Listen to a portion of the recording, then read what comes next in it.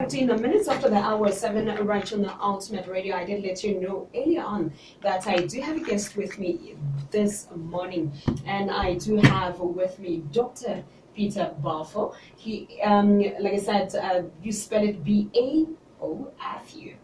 Dr. Baofu, good morning. Welcome to the Ultimate Radio. Welcome to Lesotho. Thank you, and thank you for inviting me. It's such a pleasure to get to have you in our Ultimate Studios this morning. You know, before we move on to why you are in the country, just let our listeners know a little bit more about. Okay, I'm an American academic. I'm the writer of 152 books, and I have proposed more than 118 visions and new theories of the future in relation to the mind, nature, society, and culture in the social sciences, in the natural sciences, in the humanities, and in the formal sciences. That means that I have written on all topics. I have proposed a lot of visions on all issues, no matter what they are. Now, if you ask me why I'm here, well, I'm here because I'm on a global tour. I have been in about 100 countries by now. At the end of the tour, it should be more than 120, 30, whatever that might be. And the reason for that is because I'm on a mission, on a scholarly mission to understand humanity on the ground, not just on the basis of reading a book or watching a film or about Africa and all that. I want to go there, each of the countries, observe them, understand them, and talk to people, interact with them. That will give me a much better understanding than before. And my solution is to solve some of the problems which are facing humanity, not just one country, one people, or one tribe, but in all of them. So my thinking is very international, very global, and I don't exclusively side with one versus the other as people used to do it in ancient times. Okay, what is very interesting is the fact that you said you have been in over 100 countries. Yes. Now, with the you know what you have observed when you've gotten into Africa, what would you say regarding what has always been said by other people from other continents? When you've seen how Africa is, like you've interacted with different people from different countries in Africa. What was your observation? Okay, 2 quick points very quickly. Number one is that there is a lot of myths about Africa. Before I come here, I read a lot of books and films, and I heard a lot of stories, and now it is quite clear to me that many of them are just myths or people who don't know what they are talking about. My first point is that Africa is very diverse. It's not that all blacks are the same, or all Asians are the same, or white men are the same. This kind of analysis is not quite correct. In Africa, you have North Africa, Eastern Africa, Central Africa, Western Africa, and Southern Africa, and I have been in all of them. And I consider how diverse they are from each other, even though they have a lot of things in common, point number one. Now, point number two is that I do think that, contrary to what people think, I say a lot of good things about Africa that a lot of people in the West do not talk about, at least the Western mass media. Now, I also say a lot of bad things too, to be fair on both sides, so bad things and good things. In fact, in my publications, 152 books so far, I have proposed some new principles in order to understand this kind of new reality. Let me give you 2 examples very quickly. Yes. Number one is that Africans are very laid back. But laid back not in the sense of necessarily bad, but in the sense of that's a good thing. For example, by comparison with some other countries, in Japan, in China, in Germany, for example, they are much more stressful because they are much more serious in what they do. So that is a good thing about that. Now, the drawback is that they may not, in the case of Africa, they do not achieve too much. But I think that there's a question of value judgment. Which one do you choose depends on just like if you like apples versus orange, for example, then which one do you choose is up to you as a relative person. You may even want both, want a combination of them. So that's a question of value judgment. But on the other hand, I've seen a lot of bad things too, let's say in the US or in Japan and China, and there are a lot of bad things about them of being not so laid back. So laid back in this case can be a very good thing. Now, example number 2 is that I also noticed that Africans tend to be much more physical and emotive on average again. Remember, my analysis is always about the average, not about individual cases. Individual, they are always very different from each other. One person is different from the other. But on average, again, they are much more physical, much more emotive. This is a good explanation why, for example, And you see a lot of African countries, they are not strategic. They don't plan ahead too much. Okay. The Chinese, for example, the Japanese, the German, they plan a long time ahead. But you seldom see this kind of mindset in Africa. It's not very popular here. And that is, I think, is another major difference between the two. But I don't think that they are not necessarily bad. In fact, there are very good things about them. And that's why Africans are so good in hip-hop or music or sports or some other thing, very artistic, for example. But the Chinese, on the other hand, is not very good in certain things, like soccer, or for example, or basketball. So each people has certain things which they are good at, and certain things which they are not good. And this is the beauty of the diversity of humanity that I discovered. Right. Very interesting. Yeah. Look at the time, it is 19 minutes after that was 7, right on the Ultimate Radio. Now, I'm going to come back to our country, Lesotho. And you have been into South Africa, you have been into other countries as well.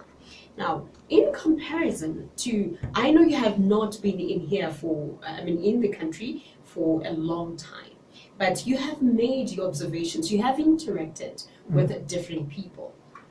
So far, what would you say that you would say with Basotho, our own people in Lesotho, if you compare them with South Africa, with the South Africans? What observation have you made? Let me give you some of the most obvious one. I don't want to pinpoint any government or any officials because I don't want to be in political problem or have a diplomatic crisis with the U.S. But to answer your question as a professor, as a scholar, I think there are some fundamental differences between, let's say, Swaziland, Lesotho, and South Africa, even though they share quite a bit of the history. And in fact, there are many things that they have in common. Let me give you one example. In South Africa, there are more crimes than in Lesotho or in Swaziland. You see many of this in South Africa, especially in the big cities, but also in some of the other regions. So just because you are next to each other doesn't mean that you are the same. And also here in Lesotho, you have kingdom in the sky. But in South Africa, you don't have the kingdom in the sky, not even on the ground in that sense. So there is something very different between them. But I also see a lot of commonalities among them too. The currency exchange, for example, you can more or less use the South African rands over here. And you can understand each other, and in communication, some of the music or the dresses or the consumption that you use are also very common. And there's no cultural shock, by the way. If you are from Lesotho, you go to South Africa. Yes. So that's a good indication how integrated that you are, how much you share together. But on the other hand, I also see a lot of very different mentality. And also another thing is that if you go to the big city like Johannesburg, or Cape Town, or Pretoria, and you will see that in the big city, people tend to be ruder. They are less hospitable and friendly than people, let's say, in a small town here in Lesotho. Even in Maseru, for example, the behaviors you can see are still a bit different. And I will not go into the question of the police, but that's another controversial issue. Okay, but on that note, when you actually said in certain big cities, let's say in Johannesburg, certain people may not be that hospitable as in, like, let's say Lesotho, a small village, or Lesotho, a small country. Yeah. Now, you may get me, correct me on this. I have been aware that with let's say people in Washington and in New York, they're a bit different as well, even the way they interact. When I got a chance to get to Washington, where I saw people were a little bit polite, but then when I got to New York, I started hearing people cussing, these are a little bit, So I think, I guess that's what you're talking about when because you see people differ even when, different towns with different, because even in Lesotho, people in Maseru are a little bit different from the ones that you get somewhere in maybe Leribe or in other rural areas in the country. You may find others are a little bit rude, while others are a little bit hospitable. That's quite true. But I'm talking about the average. Yeah. Even if you average them out and say that, okay, in South Africa, if you go to the villages and maybe they are more friendly to you, but also be very careful too. If you go to the township, if you are a foreigner, you could be the target. It's even more insecure to you. I rather prefer someone who is rude to me than someone who will kill me or rob me and shot me. You understand me? Yes, But if you average them out, I'm talking about the average. I'm not talking about individual cases. Okay? Individual cases are always very different from each other. But I'm talking about average. If you average them out, I still think that is the case. Now, your analysis of New York, Washington, and all that's quite true, and that's why Trump, by the way, he stayed in New York so much, and you can see his behavior is very aggressive. But Jimmy Carter did not go up in New York, so he's from the South. So, and his behavior is quite different. You see that he is much more hospitable, much more humble. For example, Trump is just the opposite. So yeah, you're right. If you go to certain areas, then you will say, but again, I'm talking about the average. Definitely, all right. Now, let us move on to something very interesting, though we'll not go deeper into that. It has to do with Africa and democracy. There would be people who would say African countries don't have democracy, or they're struggling when it comes to practicing democracy. What was your observation? What has been, you've done a lot of research. Tell me, what is it that you've observed? 2 points very quickly. Number one, I have written many books on democracy, and I proposed and I predicted a long time ago that democracy as a political system will not last. It will be replaced by a new form of political system in the future, and I call that post-democracy. The seven about capitalism too. I also predicted a long time ago that capitalism will not last, and it will be replaced by a new economic system. I call that post-capitalism. Now, in the question about African context, about democracy in Africa, I want to point out that I think that's overblown. I don't think that the situation in Africa is that bad. The Western mass media has often portrayed African nations as hopelessly politically corrupt, dictatorial, inhumane. I think it's overblown. I have been in so many countries now. I can see that even in Western countries, the way that they treat minorities is just a shame. And even in the U.S., if you are black, the way that you are treated, I don't think that you will like it very much. So I don't think that in Africa, I have been in so many African countries now. I have been in North Africa, Central Africa, Eastern Africa, Western Africa, and Southern Africa. And I see them all, and I can see that there are a lot of good things about the political system. My point is that what is important is not about democracy per se. It's not about election per se. Look at your neighboring country, Zimbabwe. They have an election. The old guy was out. You have the new guy in. So what? Now they have a protest against the new guy. Now, also in some of the neighboring countries, I don't want to mention them, they also have election. The new guy came in. Now there are a lot of protests against the new guy too. So election by itself doesn't mean anything. You have Nazi Germany. They have election too. Do you know that? Hitler came into office because of democracy again. Now, but you have Hitler. How about that? Now you have the Soviet Union. They have a lot of elections regularly, and the turnout rate is more than 90-something%. How about that? So what? Now you have some other countries, they may not have election, but they govern quite well. And they are able, and China is a very good example that the Chinese government has been able to eliminate so much poverty. We are talking about several hundred million people out of poverty in the last few decades. How about that? Tremendous improvement in human history. Now you have all this kind of problems that you have Trump in America. They have a new guy under the liberal democratic election. A lot of people are getting mad with him. Now, so what? How about that too? Now you have Poland, you have Hungary, and you have the election. You have the far-right leaders. They came into power, so-called under election and democracy. So what? People are getting angry with them. You see that? So I don't buy the kind of idea that Africa is bad, the political system undemocratic, dictatorial, and they're hopelessly behind. I think there's just more or less a kind of Western propaganda here. I have been in so many countries, I have seen so many things. No, that's not quite true at all. So these are the 2 points that I just mentioned. One is that democracy is not really the issue here, and number two, in the long term, even democracy will not last. So what else would you say is the issue? Because fine, there would be democracy. As you've mentioned, lots of other countries in Europe as well still struggling. They've gone into voting, but then after that, there's still a certain issue that people have issues about. Even in Africa as well, that's what we've been seeing. What do you think we could do? What seems to be the problem? Okay, let me give you one specific example. I think that's a very good question. The reason I mentioned this example is because I have seen so many times in my visit in so many African countries, time again and again and again and again.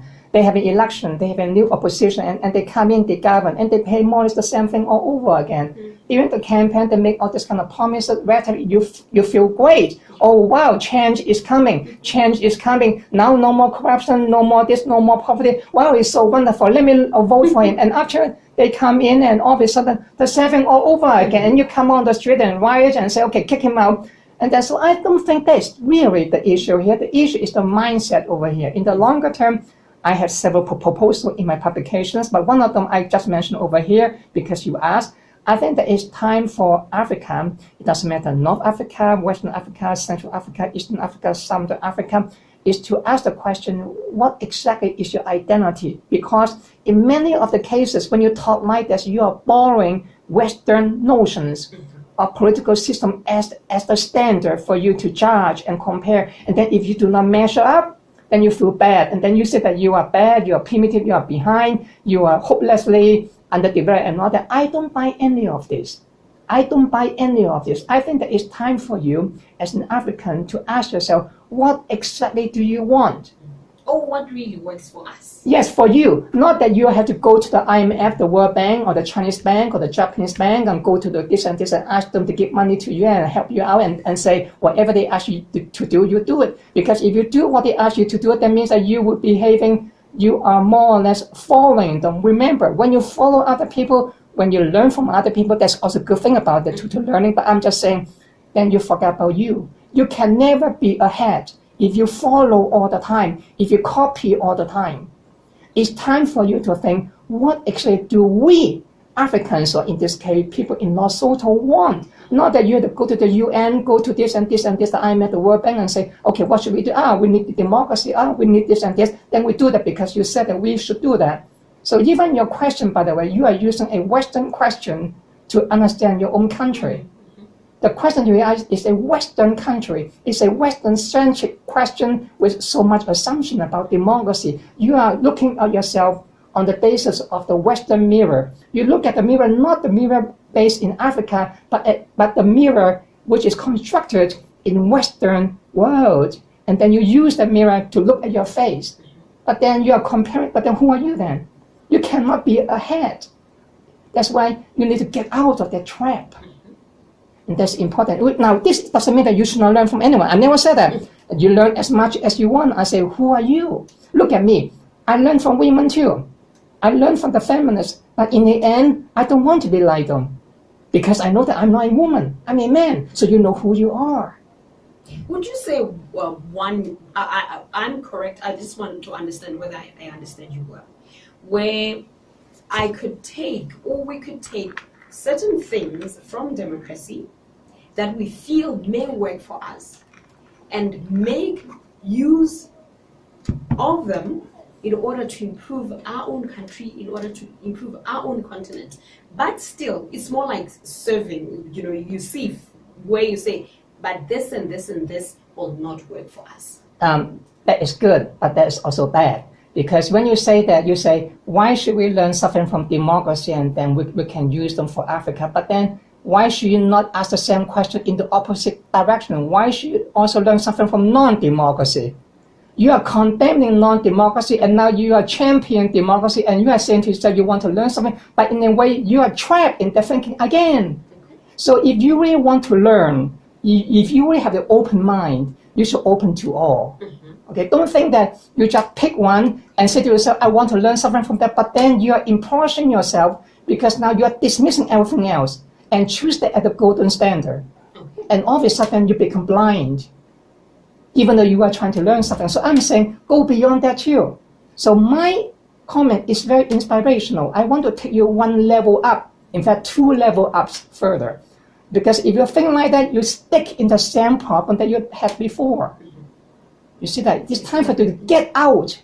Not just you have to use another one, but you repeat the same mistake. But this time it's just another word. Before you have whatever you call the local system, now you have the Western democracy. It's just another word, another standard, but what's your problem?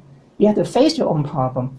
And that's why I always, but this is just another analogy, I always tell the feminists, I debate with them all the time. I say, look, you can blame men all the time for your problem, but at the end of the day, there's women problem that you have to take care of. Men have a lot of problem too, but they don't blame women for all the problem that men have. So I said that it's time for you to say, who are you? Again, the same question again, you ask for liberation, fine, that's very amazing, it's very interesting, but if you stop blaming like that, then you don't know who you are. And nowadays you see a lot of feminists, they want to copy and behave like a man, do you know that? They want to talk like a man, aggressive like a man, but I said to yourself, but how about you as a woman? Now you look down on yourself as a woman then. Now in America nowadays, there are some women, they want to have children, they want to stay home to nurture their children, and the feminists say you should go out and work, and they don't want you to have children. I said, wait a minute, how do you forget you as a woman? Why do you just have a sexual surgery? You become a man from now on, then you should stop blaming all that. So I'm saying the same thing about Africa. For many years, they have been blaming the European, the colonial powers. Now they blame on corruption in the government. Now they blame the Chinese too. Wait a minute. How about you? Can you look into yourself? I think that's the most important question about Africa. It's not just about Africa, for everyone on earth. You talk about the Middle East, you talk about Latin America, you talk about South Asia, you talk about Southeast Asia. It's the same question all over again. The only difference is that the Europeans and Americans, for example, for a long time, they have their own identity set up. And they follow their own identity to do that. But you have been colonized and so much. And now you cannot even get out of that identity. Every time you say something, ask some question, it's always on the basis on someone else. How about you? Wow. So there is the deep-rooted problem. It's not about democracy or election. Go ahead, have 1,000 more elections. I don't think that's going to change much of anything unless you address some of this most fundamental issue. So I don't pay attention to elections that much. Look at Venezuela now. There's a problem about election too. You think the new guy is going to come in and I tell you now, a few years from now, there'll be people on the street again and trying to kick out that guy. It's the same history repeating all over again. Election is not really. You have to look into the deeper roots of the problem. Yes. Thank you so much, Dr. Baofu, for being with us. You have, now, I'm really hoping that our own people, even as an individual, while we listen to you talk, it says, as a person, we have our own issues as an individual. Yes. I think what you said, it starts with you. What do you want? Who are you? Then I think from then on, it will spread out there. Yeah. Then that's when we will be able to solve we'll be able to solve our bigger issues when it has started with ourselves. The world that we are facing right now, there are many problems, but one of the major problems is that the major powers constantly intervene, dominate, impose their values, often by force if necessary, on the lesser ones. The weaker ones are often they are weak, they cannot fight back, and they have to maneuver. And in the longer term, they suffer so much. I think that it's time, and also the major powers too, they also suffer in the end as well too. But I'm saying that why should we keep repeating the same pattern all over again and again and again? Can we think of something new? And that's why many of my publications, I have proposed more than 118 of them, visions so far on all topics. I say, there are a lot of new visions out there, except that people don't think about them, don't talk about them. And it's time to discover some other ideas and issues and visions. That's why I try to inspire you too for that. All right. Thank you so much for being with us, Dr. Baofu. And you know what? One last question that I would like to find out was, with your work, with everything that you have, your research, countries you've been visiting, countries that you have gone to, in the end, with your work, what is it that you would like to see happening? What is it that you'd like? Maybe what is it that you're trying to achieve? I think there are two folds. Number one, I want to change humanity, no doubt about that, and that's why I have proposed more than 180 visions and new theories. How on earth should I care to propose ideas if I don't want to change, right? It must be because I have some ideas. I think that it can help to improve lives. So that's my ambition. I think that's quite obvious. And the second one is that I do think that sooner or later, some of those ideas will be implemented not by me, but by someone else, but that's long after my death. So I will not see to face them, but I think that I just as the founding father of many of these visions, and I pray for the best that they will be used constructively, but I am also aware that history has shown again and again that ideas are often used destructively too by other people, contrary to what you wish. Okay, I just wish the best.